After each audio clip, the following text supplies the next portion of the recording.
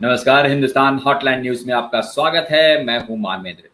जहां दोस्तों समय हो चला है खास कार्यक्रम का। हालांकि थोड़ी सी तकनीकी कारणों से थोड़ी देर पर हैं, लेकिन कह सकते हैं कि समय पर नहीं हो लेकिन सही पर हैं। जी हाँ, हम खास तौर से कार्यक्रम लेकर आए हैं। आत्मनिर्भर भारत अभियान कार्यक्रम हमारा चलता है इस समय, और इस कार्यक्रम में आज हमारे साथ जुड़ रहे हैं। आइए इन सबों का गेस्ट का स्वागत करते हैं।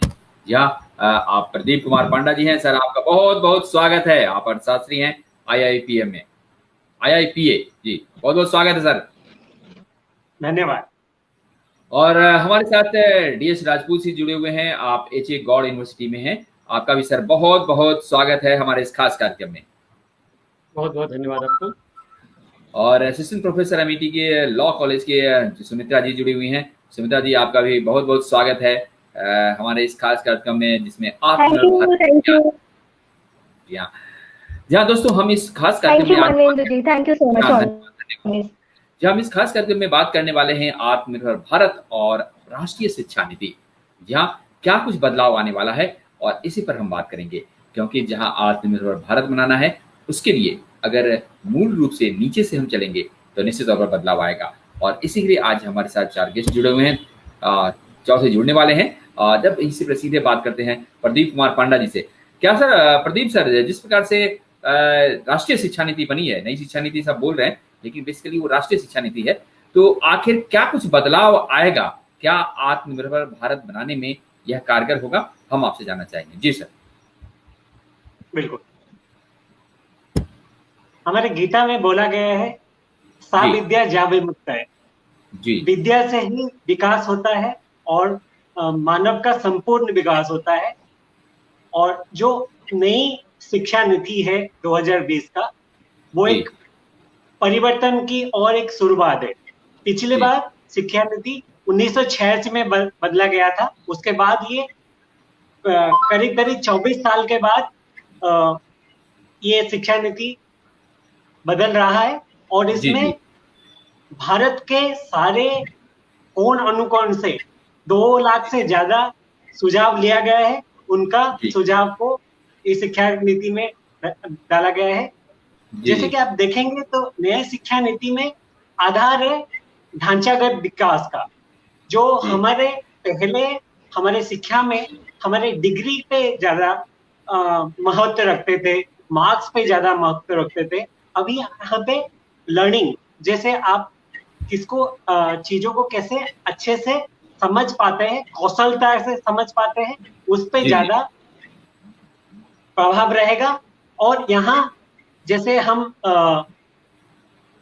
मार्क्स के और डिग्री के प्रेशर में रह के शिक्षा बच्चों को एक संपूर्ण विकास नहीं दे पाता था, ये ढांचा को वो दूर करेगा। नई शिक्षा नीति आपको एक सामग्रिक विकास के तौर ले जाएगा, जिसमें आपको मार्क्स के पीछे नहीं भागना पड़ेगा। आपको कैसे बेहतर इंसान बने, कैसे कुशल बने, और कुशलता से भारत को आत्मनिर्भर बनाए। हमारे माननीय प्रधानमंत्री का हमेशा रहता है कि भारत आत्मनिर्भर बने और विश्व में एक बहुत संपूर्ण शक्तिशाली राष्ट्र के माध्यम से उभरे। तो जब संपूर्ण राष्ट्र की हम बात करते हैं तो मानव विकास बहुत अहम हो जाता है। मानव विकास से ही राष्ट्र विकास होता है, राष्ट्र विकास से आत्मनिर्भर भारत बन सकता है। जी हाँ, तो बिल्कुल आत्मनिर्भर भारत बनता है। और हम प्रतिक्रिया लेते हैं दिवाकर सर से। जी हाँ, बहुत देर से जुड़े हुए हैं सर। खास तौर से आप सागर से हैं, एचए गौड़ यूनिवर्सिटी से। सर, क्या कुछ राष्ट्रीय शिक्षा नीति जो आ रही है, क्या कुछ बदलाव होगा? आप ऐसे जगह से हैं जहाँ से रजनीश भी आए हुए हैं, और उन्होंने विश्व में काफी नाम किया है, और काफी नाम है सागर का। तो हम समझते हैं कि कुछ बदलाव इस बार राष्ट्रीय शिक्षा नीति से आने वाला है। इसके बारे में दिवाकर सर बताएंगे। जी सर। बहुत बहुत धन्यवाद मानवेंद्र जी। आपके इस चैनल के माध्यम से आपने एक बहुत अच्छे विषय को अकादमिक विमर्श के लिए लिया हुआ है। आपने आचार्य रजनीश का नाम लिया हुआ है, तो मैं एक और नाम जोड़ना चाहूंगा अपनी बात को प्रारंभ करने के पहले, क्योंकि वो इस बात से निश्चित रूप से ताल्लुक रखती है। जिस विश्वविद्यालय से मैं आ रहा हूँ, डॉक्टर हरि सिंह गौर विश्वविद्यालय सागर, इसकी स्थापना एक ऐसे व्यक्ति ने की है जिन्होंने आत्मनिर्भर भारत की संकल्पना आजादी के पूर्व ही कर डाली थी। डॉक्टर हरि सिंह गौर, जो संविधान निर्मात्री समिति के सदस्य भी रहे हैं और दिल्ली विश्वविद्यालय के पहले कुलपति थे। अच्छा। नागपुर विश्वविद्यालय के कुलपति रह चुके हैं और सागर विश्वविद्यालय के संस्थापक कुलपति थे। जी, उन्होंने महिलाओं के लिए विशेष रूप से वकालत के पेशे में उनको जी, आना चाहिए, उनको व्यवसाय में करना चाहिए, इसलिए उन्होंने इस पर बहुत तेजी से इस चीज़ की स्वीकृति और इस चीज़ का सपोर्ट करते हुए कहा था और जी, महिलाओं को आत्मनिर्भर बनाने के लिए बात की थी। बुंदेलखंड जैसे क्षेत्र में शिक्षा के माध्यम से भारत को या व्यक्ति को आत्मनिर्भर बनाने के लिए उन्होंने 1946 में जी, सागर में एक विश्वविद्यालय की स्थापना की थी और आपको जान के बड़ी खुशी होगी कि इस विश्वविद्यालय की स्थापना उन्होंने केवल और केवल अपने द्वारा कमाई गई पूंजी से ही किए थे। ना तो पैतृक संपत्ति का हिस्सा लिया था, ना किसी से दान लिया था, ना किसी के साथ में अन्य सपोर्ट लिया हुआ था। तो ये आत्मनिर्भरता और वो भी विशेष रूप से शिक्षा के माध्यम से। डॉक्टर सर हरि सिंह गौर का विजन कितना तेज था और आज हम जब नई राष्ट्रीय शिक्षा नीति की बात करते हैं 2020 की, तो उसके अंदर भी शिक्षा के माध्यम से आत्मनिर्भर भारत का जो विचार लिया गया है हमारे देश की सरकार में माननीय प्रधानमंत्री जी के द्वारा और शिक्षा नीति को बनाने वाले सभी जो माननीय सदस्य हैं, जिसमें भारत के विभिन्न क्षेत्रों से लोगों के सुझाव भी लिए गए हैं। दो बातें इसमें बड़ी तेजी से और बहुत अच्छे से उभर के आ रही हैं। पहली बात यह कि प्राथमिक स्तर तक की जो शिक्षा है वो जी, मौलिक भाषा में होनी चाहिए। जी, ये जी, आत्मनिर्भरता की ओर ले जाने की पहली सीढ़ी है। क्यों? जी, क्योंकि व्यक्ति जो मौलिकता के साथ सोच सकता है वह अपनी मातृभाषा में सोचता है और यदि उसके व्यक्तित्व का पूरी तरह से विकास करना है तो आपको उसके चिंतन में मौलिकता लानी होगी और यह मौलिकता मातृभाषा के साथ आती है।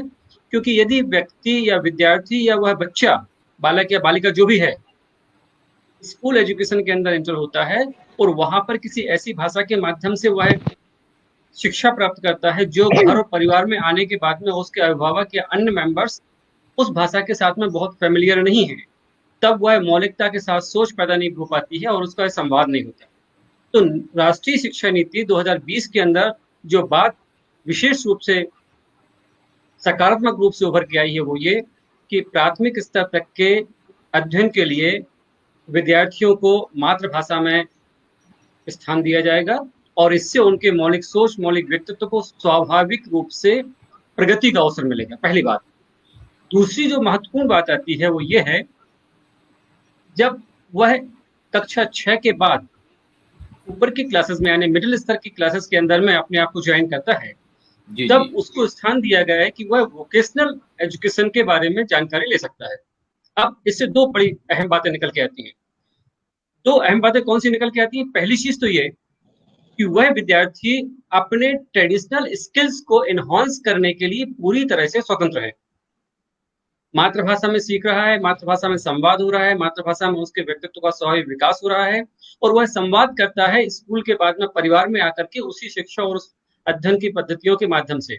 और मिडिल स्तर पर आने के बाद में उसके पास में ना केवल ट्रेडिशनल स्टाइल के वोकेशनल कोर्सेज को पढ़ने के लिए अवसर मिले हैं, वरन उसको 2 पीरियड्स के रूप में या कुछ निर्धारित समय ऐसा भी दिया गया है जब वह अपनी रुचि के अनुरूप विषय को पढ़ सकता है। पाठ्यक्रम में इस तरह का समावेश है और ये जो स्वाभाविक रूप से उसको आगे बढ़ने के लिए उसकी रुचि के आधार पर समाविष्ट की गई बातें हैं, ये व्यक्ति के व्यक्तित्व में स्वाभाविक विकास की गति को जोड़ देती है। व्यक्ति यदि आत्मनिर्भर बन रहा है, मौलिक सोच पैदा हो रही है और वह अपने आसपास के ट्रेडिशनल स्किल्स के साथ में इंडिजिनियस नॉलेज के साथ विशेष रूप से, क्योंकि ये जो उसको अवसर दिया जा रहा है वो उसको कहीं ना कहीं इंडिजिनियस नॉलेज के साथ सीख रहा है। उसको किस तरफ जाना है, किस क्षेत्र में महारत हासिल करनी है, ये अलग बात है, लेकिन अभी से उसके अंदर में वह रुचि पैदा कर दी जाएगी। ये बहुत महत्वपूर्ण बात आती है। तीसरी और एक और बहुत महत्वपूर्ण बात इसके अंदर जो दी गई है वो ये कि जब इस तरह से व्यक्ति अपने मौलिक जी, सोच के साथ व्यवसायिक स्तर पर अपनी क्षमताओं को लेके आगे आ रहा है, फिर जो उसको ऑनर्स कोर्स तक के लिए यानी उच्च शिक्षा में आने के बाद प्रथम वर्ष में वह पढ़ाई करता है, उसको सर्टिफिकेट कोर्स के लिए प्रमाण पत्र मिल जाएगा। 2 वर्ष लगातार यदि रहते हैं तो उनको डिप्लोमा मिल जाएगा, 3 वर्ष में डिग्री मिल जाएगी, 4 वर्ष में ऑनर्स मिलेगा।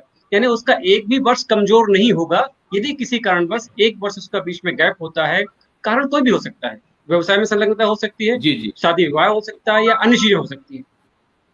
जी, जब कभी भी उसको अवसर मिलता है तो वह इस पढ़ाई को आगे कंटिन्यू कर सकता है और अपने आत्मनिर्भरता के लिए सोच सकता है। बहुत महत्वपूर्ण चीज एक और है, यहाँ पर उन विद्यार्थियों को यह अवसर मिल रहा है कि वह अपनी रुचि के साथ एक वर्ष में पीजी का पाठ्यक्रम पूरा कर सकते हैं, और यदि शोध के रूप में जाना है तब वह सीधे शोध के रूप में आ सकते हैं। यानी पूरी चलिए शिक्षा व्यवस्था। दिवाकर जी, आगे फिर हम आपसे बात करेंगे। अभी बिल्कुल सुमित्रा जी देर से जुड़ी हुई हैं। सुमित्रा जी, पहली प्रतिक्रिया और जल्दी से बताइएगा, क्योंकि आगे फिर हम प्रदीप कुमार पांडा जी से प्रश्न पूछेंगे, क्योंकि अर्थशास्त्री हैं तो काफी कुछ बदलाव आने वाला है, इस पर चर्चा करेंगे। जी सुमित्रा जी।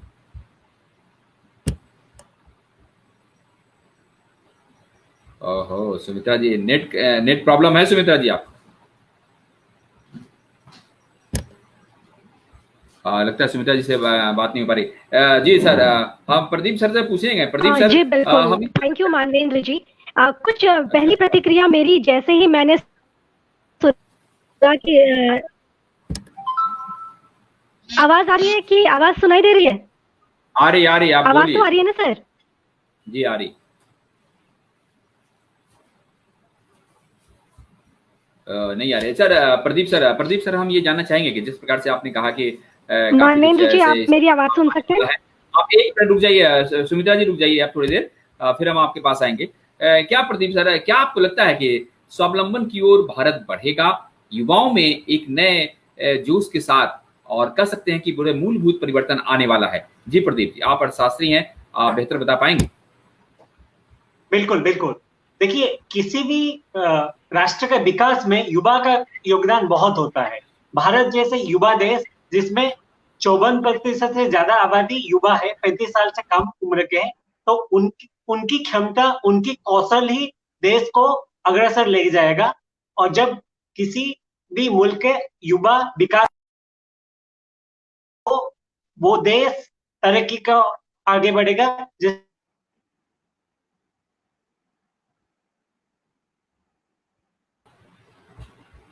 हाँ प्रदीप जी, आपकी आवाज जी जी जी। लेकिन फिर से बोल देंगे, आपकी आवाज कट गई थी बीच में। संपूर्ण एजुकेशन की बात करेंगे तो न्यू एजुकेशन पॉलिसी पे कौशलता पे ज्यादा फोकस, महत्व दिया गया है, जिससे आदमी कौशल विकास बनेगा। और स्वावलंबन जो बोलते हैं हम, शिक्षा का महत्व नहीं होता है कि रोजगार पाना, शिक्षा से आपका मौलिक विकास होगा, और क्षमता जब विकास होगा तब आप नौकरी के लिए पीछे नहीं भागेंगे, आप खुद स्वावलंबन बनेंगे और आप ढेरों अपॉर्चुनिटी पैदा करेंगे, और आप जॉब टेकर नहीं बनेंगे, जॉब गिवर बनेंगे। और जब आप एंटरप्रेन्योर बनेंगे और कौशल बनेंगे, तभी युवा देश विकास के आगे तक बढ़ते जाएगा। और नई शिक्षा नीति इसके और भी जा रहा है, क्योंकि यहाँ पे आप जैसे बोला गया है, वोकेशनल शिक्षा हमारे 6ठी क्लास से ही शुरू हो जाएगी, तो लोग कौशल विकास बहुत पहले से सीख जाएंगे। और आप एक चीज गौर करेंगे, यहाँ पे कला, विज्ञान और वाणिज्य तीनों से आप कोई भी सब्जेक्ट अपने मन मुताबिक चूज कर सकते हैं। उसका मतलब आप इंटरडिसिप्लिनरी, मल्टीडिसिप्लिनरी अप्रोच रहेगा। तो जब आपका व्यापक विकास होगा, आप कोई भी सब्जेक्ट अपने अनुसार चूज कर सकते हैं, तो आप अपना कुशलता आप उस क्षेत्र में बढ़ाएंगे और अपने आप स्वरोजगार पैदा करेंगे और स्वावलंबन बनेंगे, तभी भारत दिवाकर सर से पूछते हैं। सर ये कह रहे हैं कि निश्चित तौर पर जिस प्रकार से रोजगार बढ़ेगा, स्वावलंबन की ओर बढ़ेंगे, क्या कुछ ये मूलभूत परिवर्तन आने वाला है, या पुरानी सोच पर ही हम लोग रहेंगे? जी सर, दिवाकर सर। देखिए मानवीय जी, दो चीजें मैं कहना चाहता हूँ। चूंकि मैं समाजशास्त्र का विद्यार्थी हूँ, तो जो समाज में होने वाली गतिविधियां हैं उन पर दृष्टिपात करना हमारा अकादमिक दायित्व भी हो जाता है। जी, कोई भी शिक्षा व्यवस्था हो, वो निश्चित रूप से व्यक्ति के व्यक्तित्व विकास के लिए होती है, जीवन जीने की शैली लाती है। और जीवन जीने की शैली में न केवल रोजगार पर, वरन राष्ट्र के लिए हम क्या कर सकते हैं। एक्चुअली क्या होता है कि जो एजुकेशन होती है, education for the nation building, और जब हम नेशन बिल्डिंग की बात करते हैं तो ये तभी हो सकता है जब ह्यूमन रिसोर्स मैनेजमेंट हो सके। तो व्यक्ति के अंदर जो अंतर्निहित क्षमताएं हैं, उनके विकास के लिए हम कितना अवसर प्रदान कर पा रहे हैं। और अभी जो वर्तमान समय में राष्ट्रीय शिक्षा नीति पर हम चर्चा करने जा रहे हैं या चर्चा कर रहे हैं, इसमें वो अवसर हैं। लेकिन हमेशा एक बात को हमको ध्यान में रखना चाहिए एकेडमिशियंस होने के नाते, कि पॉलिसीज तैयार होती हैं, उनके इम्प्लीमेंटेशन होते हैं, और उसके बाद में हम उन पर संशोधन परिवर्तन के लिए खुले दिमाग से तैयार भी रहते हैं। समाज में आने के बाद में एक बहुत अच्छा अवसर मिल रहा है। अवसर इसलिए मिल रहा है क्योंकि कहीं ना कहीं इसमें प्रावधान बहुत ठीक है। लेकिन आपने जो प्रश्न किया हुआ है उस प्रश्न के लिए अभी हमको कुछ समय इंतजार करना होगा।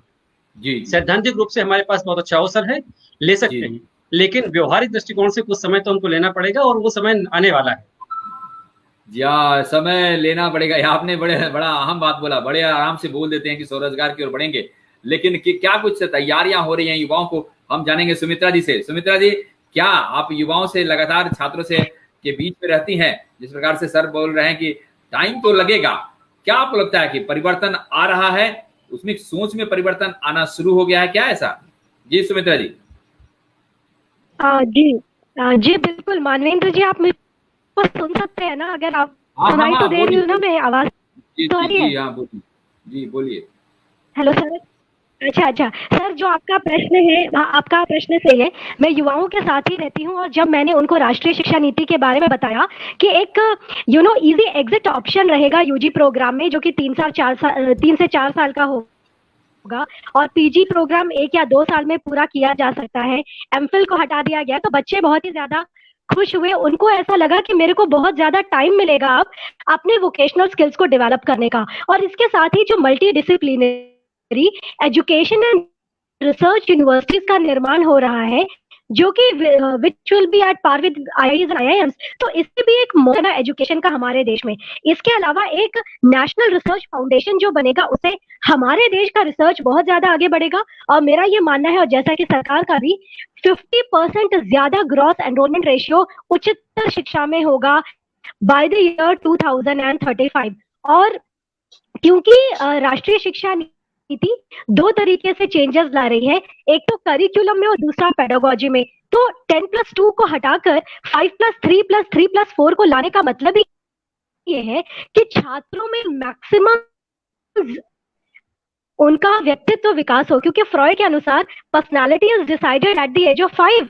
तो कॉग्निटिव डेवलपमेंट के लहजे से भी राष्ट्रीय शिक्षा नीति it will stand in a very good for the nation. और इसके अलावा जो एक सिंगल अम्ब्रेला बॉडी बनाई गई है हायर एजुकेशन कमीशन के लिए, वो वर्क करेगा नेशनल रिसर्च फाउंडेशन के साथ मिलकर। लेकिन एक चीज आपको यहाँ पर देखना होगा मानवेंद्र जी, कि लीगल एजुकेशन और मेडिकल एजुकेशन को राष्ट्रीय शिक्षा नीति के तहत नहीं रखा गया है। तो जैसा कि सर ने कहा, अभी हमें टाइम लगेगा, और मुझे ऐसा लगता है कि 1968 के बाद 1986 में और 86 के बाद अब 2020 में ये जो राष्ट्रीय शिक्षा नीति आई है, तो 2 जी साल जी तो कम से कम लगेंगे। और वोकेशनल एजुकेशन में हम लोग बहुत चलिए ज्यादा चलिए, रहे हैं। बिल्कुल सर बिल्कुल, लास्ट आप में भी आपको बोल एक बोल बात रहे हैं, समय बताना लगेगा। चाहूंगी। हम फिर आप सुमित्रा जी, फिर आपके पास आएंगे, फिर आपके पास स्किल आएंगे। इंडिया का प्रोग्राम सुमित्रा बहुत जी, एक ज्यादा मिनट एक मिनट, समय आपके से पास हम आएंगे आएंगे आपके पास आएंगे। दोस्तों, हम आपको बताते हैं कि अगर आप भी जिस भी प्लेटफॉर्म से हैं, आप कोई प्रश्न करना चाहते हैं तो आप प्रश्न भेज सकते हैं। प्रश्नों को जवाब देने के लिए हमारे साथ 3 गेस्ट यहाँ मौजूद हैं, दिवाकर सिंह राजपूत, सुमित्रा जी और प्रदीप कुमार पांडा जी। जहाँ हम आपको बताते हैं कि अगर आप मेल करना चाहते हैं तो हमें मेल कर सकते हैं hhndesk@gmail.com पर। अगर आप व्हाट्सअप करेंगे तो भी स्वागत है, हमारा व्हाट्सअप नंबर आपके स्क्रीन पर है। अगर आप मिस कॉल करेंगे तो आपको मिलेगा ढेर सारे इनाम। और देखिए सर, प्रश्न आ गया है, हम इसलिए सुमित्रा जी को रोके क्योंकि हमारे लिए जनता काफी अहम है, तो हम उस प्रश्न को लेते हैं और आपके स्क्रीन पर हम देते हैं। आप ये देखिए, ये क्या पूछ रहे हैं। इनका कहना है कि सरकार ने काफी विलंब कर दिया। जब तक शिक्षा नीति का प्रभाव मेरी नई पीढ़ी को रोजगार देने के लिए दिखाई पड़ेगा, तब तक देश में बेरोजगारी की फौज खड़ी हो जाएगी। इसलिए सरकार को कुछ और उपाय करने चाहिए। धर्मराज हैं नालंदा से, हाँ बिहार नालंदा से हैं, जो आप जान सकते हैं नालंदा काफी कुछ शिक्षा के लिए जाना जाता था, लेकिन पहले, अब नहीं। तो वहां से है और ये बार बार आपके प्रश्न कर रहे हैं। इनकी मूलभूत प्रश्न है, ये लगातार प्रश्न इस तरह के प्रश्न पूछ रहे हैं। जी प्रदीप जी, आप बताइए इन प्रश्नों का क्या जवाब है कि सरकार ने देर कर दी है, जब तक वो लागू करेगी तब तक फौज खड़ी हो जाएगी। जब सिपाही का बेरोजगार निकलता है, खासतौर से अपॉइंटमेंट, तो भरे भरे वो करते हैं, ट्रेन भरा रहता है, बस भरे हुए जाते हैं, तो कैसे इस समस्याओं को दूर होगा? जी पांडा जी। हाँ बिल्कुल बिल्कुल बिल्कुल सही प्रश्न पूछा। और बहुत इस ये जो शिक्षा नीति है, आप उसको एम्प्लॉयमेंट, रोजगार की तरफ से ना जोड़ के देखें तो अच्छा रहेगा, क्योंकि शिक्षा नीति जो होता है वो देश का निर्माण के ऊपर ज्यादा महत्व रखता है। रोजगार उसका एक पार्ट है, लेकिन सारा पूरा शिक्षा नीति और रोजगार के ऊपर नहीं है, और सारे चीजों पे होता है। और सरकारी रोजगार पे लोगों का ज्यादा महत्व आजकल बढ़ने वाला है। जैसे आप बोल रहे थे, अभी कोई पियोन की नौकरी के लिए भी पीएचडी के लोग बहुत बार आवेदन आते हैं, हम न्यूज़पेपर अखबार में रोज पढ़ते हैं, एक नौकरी के लिए 15 लाख एप्लीकेशन ऐसे कुछ आ रहे हैं। उसका मतलब क्या हो रहा है कि वो हम अपने में डिग्री तो ले रहे लेकिन कुशलता नहीं ला रहे। और आपको कोई भी रोजगार पाने के लिए आपके अंदर कुशलता होना चाहिए, आप वो काम को अच्छी तरह से करना चाहिए, और वो शिक्षा कहीं ना कहीं ये नई शिक्षा नीति में आएगा तब। और जो भी हमारे बहुत सारे स्कीम्स है भारत सरकार के, स्किल इंडिया हो गया, स्टैंड अप इंडिया हो गया, ये सारे अंतर्गत कुशलता एक संपूर्ण उसका फोकस है, तो उसका भी आप लाभ ले सकते हैं। केवल नई शिक्षा नीति नहीं, भारत सरकार के अनेकों प्रोग्राम है जिसमें रोजगार का प्रावधान है, तो वहां पे आप प्रदीप सर, आप प्रोफेसर दिवाकर सर से हम इसका जवाब लेते हैं। जी सर, ये कह रहे हैं कि जब तक आप लागू करेंगे, आपने कहा कि इंतजार कीजिए, तब तक फौज बड़ी खड़ी हो जाएगी, क्या कुछ कहेंगे? सर मैं कहना चाहूंगी यहाँ पर कि जैसा कि हम लोग, मैं अपने बारे में बताती हूँ, हम लोगों ने अराउंड 500 से ज्यादा माइग्रेंट वर्कर्स को स्किल प्रोग्राम्स में इंक्लूड किया है। हम लोगों ने 10 अभी हाल ही में हम लोगों ने एक प्रोग्राम किया था माइग्रेंट वर्कर्स के लिए, तो हमने उनको इंग्लिश कम्युनिकेशन में, लीगल अवेयरनेस में ट्रेन किया है। मुझे लगता है अगर ऐसे छोटे छोटे ग्रुप बनाकर अगर हम लोगों को ट्रेन करें तो वाकई we will create skilled population in our country. और मैं अपने स्टूडेंट्स को भी बताती हूँ कि आप अपने घर पे रहकर क्या क्या रोजगार कर सकते हैं। अगर आप लैंग्वेज के ट्रेनर हैं तो आप सिर्फ हिंदी और इंग्लिश क्यों, आप बाकी के लैंग्वेजेस सीखिए, जर्मन, फ्रेंच सीखिए, आप लोगों को सिखाइए। इस तरीके से आप अपने आप में आत्मनिर्भर बनेंगे। Why should you depend upon a particular agency? तो मुझे ऐसा लगता है कि जो स्टार्टअप इंडिया है उसमें भी गवर्नमेंट ऑफ इंडिया ग्रांट भी दे रही है, तो युवाओं में एक अवेयरनेस होना चाहिए कि आफ्टर ऑल सरकार कर क्या रही है हमारे लिए। ये नहीं सोचना चाहिए कि मैं ये करूंगा तो ऐसा नहीं होगा। आप एक कदम आगे तो बढ़ाइए, आप आगे तो एक कदम बढ़ाइए, बाकी एक फौज है हम जैसे शिक्षकों की आपको आगे ले जाने के लिए। तो मुझे लगता है बहुत ज्यादा कॉन्फिडेंस अपने अंदर लाने की जरूरत है। सुमित्रा जी आपको रोकेंगे, दिवाकर सर से प्रश्न का जवाब। जी दिवाकर। आपके प्रश्न का उत्तर देना चाहता हूं मैं। मानवीन जी, दो अलग अलग बातें हैं। दिवाकर सर आप कह रहे थे, मैंने आपसे जो कहा था कि अभी कुछ हमको इंतजार करना पड़ेगा, वो आपके उस प्रश्न का उत्तर था कि इसके परिणाम क्या हो सकते हैं, उसके लिए इंतजार करना है। सरकार का विलंब बिल्कुल नहीं हुआ है। जो प्रश्न अभी किसी श्रोता की तरफ से आया हुआ है या दर्शक की तरफ से आया है, उसमें मैं कहना चाहता हूँ कभी ना कभी हमको कोई प्रयास करना होता है, और जब प्रयास सरकार ने प्रारंभ किया है तो हमको स्वागत करना चाहिए कि एक अच्छा प्रयास हमारे सामने है, और विलंब कभी नहीं होता है। परिणाम हमको देखने के लिए इंतजार करना पड़ता है, वो एक अलग बात है। दूसरी महत्वपूर्ण बात इससे जुड़ी हुई चीजें हैं कि शिक्षा के साथ में, जैसा कि पांडा जी ने कहा, हम व्यक्तित्व विकास के लिए बात करते हैं, राष्ट्र के लिए एक दिशा देने के लिए युवा पीढ़ी को तैयार कर रहे होते हैं। रोजगार उसका एक कंपोनेंट होता है। जब व्यक्तित्व का निर्माण होगा तो रोजगार और आर्थिक उपार्जन के लिए हम स्वयं तैयार होते हैं। वो हमारी आत्मनिर्भरता की बात करता है। और इस लिहाज से यदि बेरोजगारों की फौज खड़ी हो रही है, इस तरह के जो प्रश्न होते हैं वो प्रश्नों को हमको अन्य तरह से देखना चाहिए कि बेरोजगारों की प्रश्न की फौज क्यों खड़ी हो रही है। क्या हम अपने आप को तैयार करने में अक्षम पा रहे हैं? उसमें शिक्षा नीति हमको कहाँ सहयोग दे रही है? जहां मौलिक सोच के साथ व्यवसायिक जो आपके लोकल स्किल्स हैं, क्योंकि इसमें एक बहुत अच्छी बात यह है जो कक्षा 6 से स्टार्ट हो रही है कि जो ट्रेडिशनल और वोकेशनल कोर्सेज हैं उसके लिए विद्यार्थियों को पूर्ण स्वतंत्रता है, तो वह इंडिजिनियस नॉलेज को भी प्राप्त कर रहा है, सारे स्किल्स को प्राप्त करने के लिए स्वतंत्र है। और तीसरी सबसे महत्वपूर्ण बात यह होती है कि उसको ये सुविधाएं हैं कि वो बीच में कभी भी अपने दिवाकर सर बोलिए। दिवाकर सर, यहाँ पर एक बात आप ही की बात में जोड़ना चाहती हूँ कि ये जो 6th क्लास से वोकेशनलाइजेशन हो रहा है, बच्चे चूज कर पा रहे हैं, तो यहाँ पर मैं आपको जर्मनी और फ्रांस का भी एग्जांपल देना चाहूंगी कि वहां पर भी स्कूल लेवल से ही बच्चों को वोकेशनल कोर्सेज के लिए तैयार किया जाता है, और ग्रेजुएशन आने तक ऐसा होता है कि अगर 8 घंटे की पढ़ाई है तो 4 घंटे यूनिवर्सिटी में और 4 घंटे in the industry you have to work. तो मुझे लगता है सर राष्ट्रीय शिक्षा नीति इंडस्ट्री को एजुकेशन से जोड़ने में बहुत ज्यादा सक्षम है। और सर आप कुछ और भी कह रहे थे दिवाकर। हाँ सुमित्रा जी, मैं ये कह रहा था, जो प्रश्न आया था उस प्रश्न का उत्तर में देना चाहता हूँ कि किसी भी तरह से हमको निराश होने की आवश्यकता नहीं है कि बेरोजगारों की फौज खड़ी होगी। हमको आशावादी होनी चाहिए कि राष्ट्रीय शिक्षा नीति में जिस तरह से हमारे पास प्रयास हो रहे हैं उसमें हम एक नए तरीके से कदम आगे बढ़ाने के लिए आगे आए हुए हैं। और यदि बीच में कहीं संशोधन या परिवर्तन की आवश्यकता होती है तो प्रत्येक शासन व्यवस्था में या प्रत्येक नीति निर्माता में इस तरह की चीजों का अवसर होता है कि हम उनमें कहीं कहीं अमेंडमेंट्स कर सकते हैं, उनका भी स्वागत होता है। इवन एकेडमिशियंस जब हम लोग होते हैं तब हम लोग भी सिद्धांत को लेकर के आते हैं, और सिद्धांतों में भी परिवर्तन, और सर संशोधन, एक चीज परिवर्धन और की। है सर, एक चीज और है। हाँ, आपको मैं अपनी बात पूरी कर लूं, फिर निश्चित रूप से जी आप सर, जरूर एक चीज और कहिएगा। था सर कि तो जी जी ये जो बात है बेरोजगारों की जी पहुंच जी खड़ी होने वाली बात है, हमको शिक्षा के साथ में जीवन जीने की शैली और अर्थोपार्जन की बात करना है। केवल एक वाक्य इसके लिए तैयार कर रहा हूं मैं कि हमको स्थानीय स्तर के संसाधनों के साथ में वैश्विक स्तर की प्रतिस्पर्धा को जीतना है। इसके लिए राष्ट्रीय शिक्षा नीति में हमारे पास अवसर हैं, और जिस दिन व्यक्ति इस चीज को सीख लेता है कि लोकल रिसोर्सेज के साथ ग्लोबल कॉम्पिटिशन्स को फेस करते हुए हम स्थापित हो रहे हैं, निश्चित रूप से सारी समस्याओं का समाधान हो जाएगा, जो राष्ट्रीय शिक्षा नीति में कहीं ना कहीं इसका स्थान है और बहुत अच्छा स्थान है। बस उन अवसरों को हमको खोजना है, हमको पाना है और हमको आगे आना है। हाँ, अब आप बोल सकते हैं प्लीज।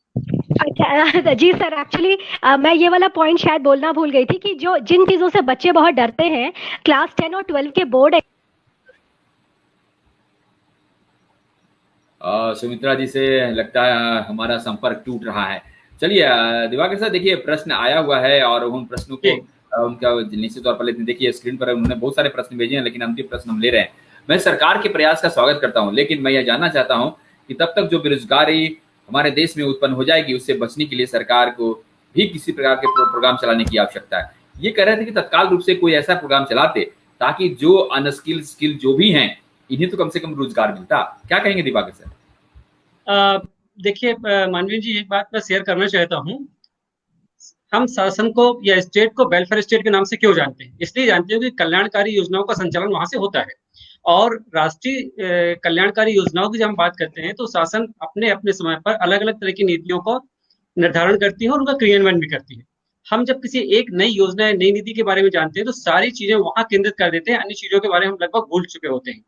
अभी भी स्टार्टअप योजना की बात हो, या लघु उद्योगों के निर्माण करने की बातें हो, या कृषि में योगदान की बातें हो, या युवाओं को रोजगार देने के लिए अनुदान प्रदान करने की स्थितियों की चीजें हो, या किसी भी तरह के शिक्षा एवं प्रशिक्षण की बातें हो, ये सारी समानांतर योजनाएं संचालित हैं, अभी भी हैं, और उनके साथ में राष्ट्रीय शिक्षा नीति के नए तरीके को हमको एक साथ लेके आना है। हम उन योजनाओं के साथ में चलते हुए काम करने की कोशिश करते हैं। समानांतर रूप से चलने वाली योजनाओं की जानकारियां हमको होनी चाहिए। कभी कभी होता यह है कि सब कुछ हमारे आसपास होता है, लेकिन यदि उन नीतियों का, उन योजनाओं का हमारे पास में ज्ञान नहीं है तो हम उनका पर्याप्त लाभ नहीं ले पाते हैं। पहली और सबसे महत्वपूर्ण चीज मैं यह कहना चाहता हूं कि कहीं ना कहीं हमको इस बात के लिए तैयार होना होगा कि awareness is the first basic need for the success. हमारी जो पहली आवश्यकता है सक्सेस के लिए, वह हमारी अवेयरनेस है, दूसरी एक्टिवनेस है, और तीसरी पार्टिसिपेशन है। यदि हम जागरूकता के साथ सारी जानकारियां हासिल करते हैं और सहभागिता करते हैं प्रत्यक्ष रूप से और सक्रिय रूप से, निरंतर रूप से, तो बहुत सारी चीजें हो जाती हैं, और निश्चित रूप से हमें कहीं ना कहीं इनका लाभ लेने के लिए शासन की विभिन्न नीतियों का ज्ञान होना चाहिए। तो मैं तो ये मानता हूँ कि राष्ट्रीय शिक्षा नीति की बात हो या अन्य चीजें हो, एक कैंपेन जो चलता रहता है और निरंतर चलता भी है शैक्षणिक संस्थानों के माध्यम से, और आपके जैसे जो चैनल्स हैं जो आपको लोगों तक आप ले जाते हैं, ये भी कहीं ना कहीं जागरूकता के लिए काम करते हैं। मैं तो आपके चैनल को बधाई देना चाहता हूँ कि आपने मेरे पास दिया हुआ है, और वो इस तरह की योजनाओं को भी आप लोगों को दिखाने के लिए यदि अवसर देते हैं तो मुझे लगता है कि बहुत से प्रश्नों का समाधान समय में हो जाएगा। मानवीन जी देखिए सर, देखिए एक प्रश्न उनका और भी आया हुआ है कि देश की 70% आबादी कृषि से संबंधित रोजगार पर निर्भर है। ऐसे में सरकार को इस क्षेत्र को ध्यान में रखकर कुछ प्रभावी योजना लागू होंगे जिससे युवाओं को रोजगार मिले, किसानों की जिंदगी खुशहाली आए। क्या कहेंगे सर आप? जी सर। हाँ, बिल्कुल ठीक है। समाजशास्त्र के विद्यार्थी होने के नाते हम लोग ग्रामीण क्षेत्रों में भी जाते हैं, किसानों से भी बात करते हैं, और वहां पर भी जो अध्ययन करने के बाद हम लोग देखते हैं किसानों के लिए जो योजनाएं हैं, पहली बात यह है कि जब कभी हम उन योजनाओं की जानकारी लेने की कोशिश करते हैं वो किसानों तक हम क्या योजनाएं पहुंचा पा रहे हैं, नंबर 1। नंबर 2, जो हमारी आबादी कृषि आधारित छोटे छोटे रोजगारों पर है, वो छोटे छोटे रोजगार हो सकते हैं, वर्मी कंपोस्ट हो सकता है, वो छोटे रोजगार हो सकते हैं, गोबर गैस प्लांट हो सकते हैं, वो छोटे सी चीजें होते हैं, उपले बना करके उनको निकालने वाली हो सकती हैं, पशु या दुग्ध की बात हम कर सकते हैं, उन चीजों को लेकर के हो सकते हैं, जो बाई प्रोडक्ट एंड प्रोडक्ट्स होते हैं उनके पैकिंग की बात कर सकते हैं, फूड प्रोसेसिंग की बात कर सकते हैं। ये छोटे छोटे ढेर सारे प्रोग्राम्स होते हैं। कभी कभी ये होता है कि हमको फूड प्रोसेसिंग के बारे में मालूम नहीं होता, लेकिन यदि उन्हीं चीजों के बारे में वैज्ञानिक आधार लोगों को मिल जाता है तो वह बहुत ठीक तरीके से काम कर सकते हैं। और उसी व्यवस्था में अब केवल आवश्यकता इस बात की है, जैसा कि मैंने पहले कहा, कि उन जी नीतियों की जानकारी हमारे पास हो, उनमें हम सहभागिता करें और दूसरे लोगों को भी सहभागी बनाने के लिए स्वयं आगे आए और दूसरों को आगे लेके आए। यदि ये बात होती है, मैं मानता हूँ कि बहुत सी समस्याओं का समाधान यहाँ हो जाएगा। चलिए केवल प्रदीप जागरूकता।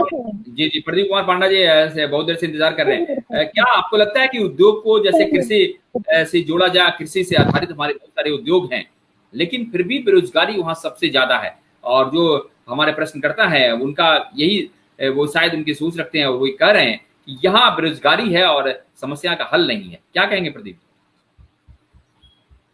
देखिए, हमें समझना पड़ेगा लोग कृषि से क्यों हट रहे हैं, क्यों, क्या कारण है जिससे जो युवा है वो कृषि नहीं करना चाहता। क्योंकि कृषि से स्वावलंबन और जो हमारे घर चलता है वो चल नहीं रहा है।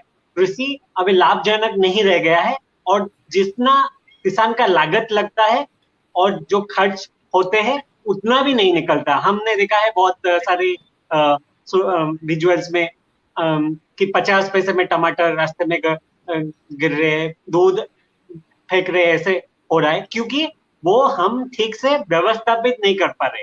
जब आप कृषि को इंडस्ट्री के साथ और सर्विस सेक्टर के साथ जोड़ेंगे तभी एग्रीकल्चर वैल्यू चेन होगा। एग्रीकल्चर वैल्यू चेन जब होगा, आप कृषि को ठीक रूप में, जो कृषि का उत्पाद है वो आपको कोल्ड चेन स्टोरेज करना पड़ेगा, इंफ्रास्ट्रक्चर करना पड़ेगा, वहां से आप उसको अच्छे से मार्केटिंग करना पड़ेगा। जैसे किसान को जितना उसका खर्च लागत हो रहा है उतना उसको मिल जाए, और ताकि वो अपना परिवार कुशल चला सके, तभी लोग कृषि करेंगे। तो उसके लिए हमको बहुत सारे नाबार्ड के, हमारे भारत सरकार के नाबार्ड के बहुत सारे स्कीम्स अभी आ रहे हैं, जैसे फार्मर प्रोड्यूसर ऑर्गेनाइजेशन हो गया। बहुत सारे स्कीम्स है जिसमें कृषि को इंडस्ट्री के साथ और सर्विस सेक्टर के साथ जोड़ा जा रहा है।